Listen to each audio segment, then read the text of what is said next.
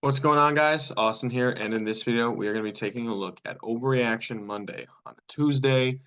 For all these games, should the team worry? Should they sell the team? Or is it no big deal?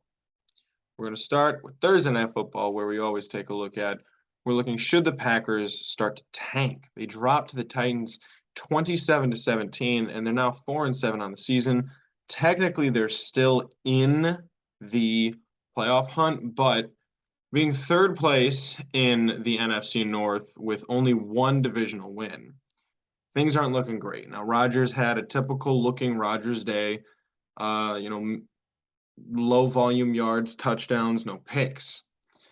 But there's just something lacking on this team. There's no power to the offense. There's no consistency to the offense, and there's certainly no consistency on the defense as well. Now, the Packers have their own first round pick this year. You know, a lot of the teams that are really bad don't. But the Packers do. And so for that reason, what I'm going to say is I think they absolutely should work on a tank. I mean, they could seriously change the fortunes of their franchise, and it's not something that you want to see with a 39-year-old quarterback. But remember back when I think it was 2017, Drew Brees was like 37 years old, and the Saints just had a home run draft class, and that propelled them to like 3-4 consecutive 13-3 seasons. I think the Packers can do that. They really feel like a draft away, or they feel like a coach away, but that's my opinion. Now, the Rams, they lost 27-17 to the Saints. Stafford suffered a second concussion, so should the Rams also tank? Now, like the teams that we were talking about earlier, teams that are not good, that don't have a first-round pick, the Rams are the most prominent of those teams, mostly because they're coming off of a Super Bowl defense. You know, there are going to be teams where, they're not going to get as criticized as the Rams are, because for some reason, the Rams actually having success is more of a blight on this season than other teams never having success. So like the Denver Broncos giving up first-round picks for Russell Wilson and being awful. For some reason, it's not the same. Let's see, what other teams don't have their first-round pick? Now, the Cleveland Browns don't have their first-round pick, but, I mean, the reason they're bad is, because they gave up their first-round picks for the equivalent of nothing through the first 11 games. So that's a different story. But so far, their defense looks bad. They've been giving up, some awful scores, a lot of points, and they've also not been able to score. Now, this week, they got off to a pretty decent start. Stafford threw 2 touchdowns and 150 yards before he went out with his second concussion of the season. Matthew Stafford is not getting any younger. He's 34 or 35 years old. And while the Rams don't have a first-round pick, they do have a second rounder that's going to be, pick 36, 38, somewhere around in there.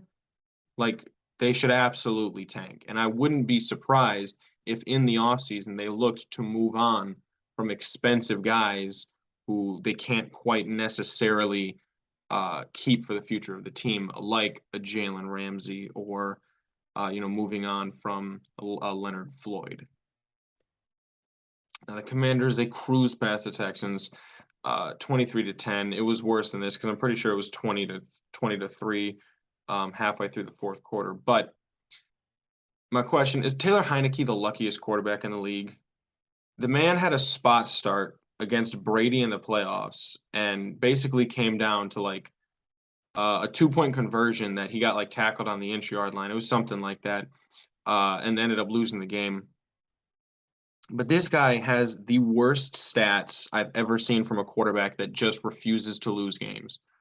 Like against the Eagles the other week, he had like 170 yards, and the Commanders just dominated the Eagles. This week he had 191 yards, and like no touchdowns, like literally just nothing.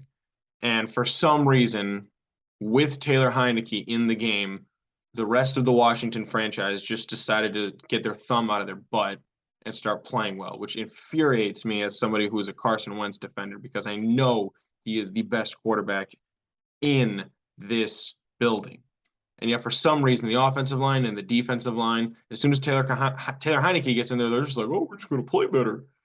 Like it's literally the Tom Brady effect, where this guy will get on the roster, and all of a sudden the defense is just like, you know what? I think we're going to start making clutch sacks, and it's like they just, oh, he steps on the field, he makes everybody play better, he makes the defense play better. That's Taylor Heineke. He's the luckiest quarterback in the league.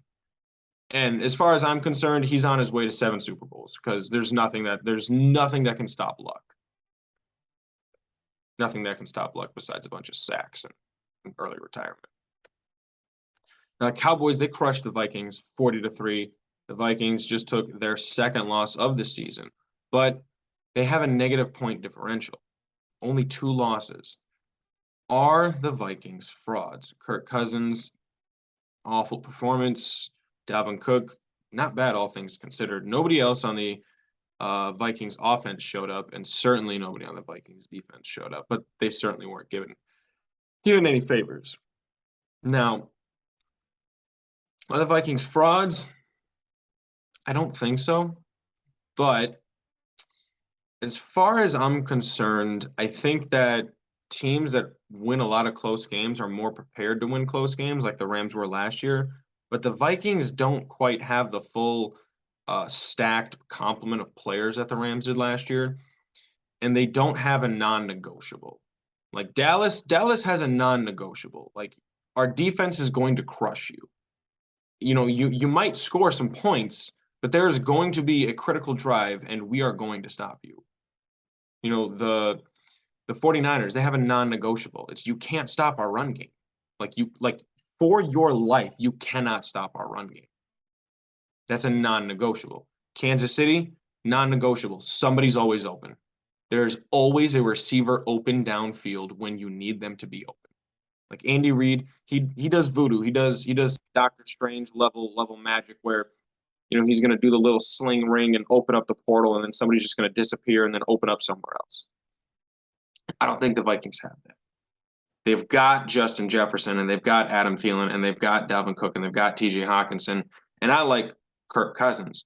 But their offensive line, and so far the scheme hasn't quite facilitated a non-negotiable anything on offense.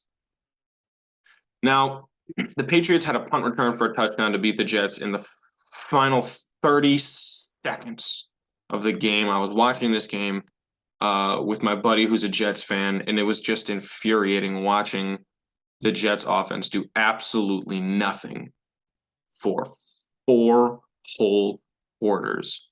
And then on the final drive of the game, they played for overtime. Like they literally handed the football off with like a minute and 30 seconds left. Rode the clock out, went all the way down to like 42 seconds, handed the football off again, and then with 31 seconds left, punted the football and gave up that touchdown. The Jets were averaging, I think it was like 2 inches per play in the second half. Zach Wilson had 77 passing yards, and it's not like the defense was just sacking him like crazy, and there was just pressure everywhere. Like Zach Wilson was missing checkdowns and out routes to the sideline. Like, how do you miss a check down on every possession? And it's just, if I was a Jets fan, I would personally find this guy's house and I would kill him, because as much as you spent a second round, or not a second round pick, but a second overall pick on him, nobody cares. Like, Joe Flacco is better today than Zach Wilson might ever be. Yes, sell him. Sell him anywhere. I don't care. The Eagles, they cut it close again. They beat the Colts 17-16, but this time they had a comeback victory. So I like the Eagles a little bit more for that. But I'm not going to talk about the Eagles. What I want to know more about is Jeff Saturday fixing the Colts culture? See, now, they were actively looking like they were tanking. And in their last 2 weeks, they have had a great defensive performance, and their running back, their feature bell cow, has been getting the carries that he deserves. I like what Saturday's doing, and I don't know if he's ever going to be the full-time option at head coach. But I think he might have a serious role on the coaching staff moving forward if he wants it. I do believe that the Colts are better today with Jeff Saturday than they were with Frank Reich. Even though I think Frank Reich is a great coach, I'm not saying Saturday is better than him. I'm just saying I think Saturday has a message that's getting across. Now the Ravens, they barely snuck past the Panthers 13-3. This game made me so upset because the Ravens, they're on no planet should the Ravens off a bye be scoring only 13 points against the Panthers. Do they need a drastic change? Now I've talked about they need a new offensive coordinator. I've talked about they just need to sell the farm and get Lamar some weapons. I mean, some guy named, Robinson, some probably undrafted XFL free agent, is getting 130 yards. Mark Andrews is out for like 3 weeks, and all of a sudden their like fifth round pick tight end Isaiah Likely has been getting just as much production. Their running backs are still averaging, like their feature running backs are still averaging like 40 yards a game, which is just ridiculous. And literally, if Lamar Jackson doesn't have a stellar game, the Ravens can't have stellar performances.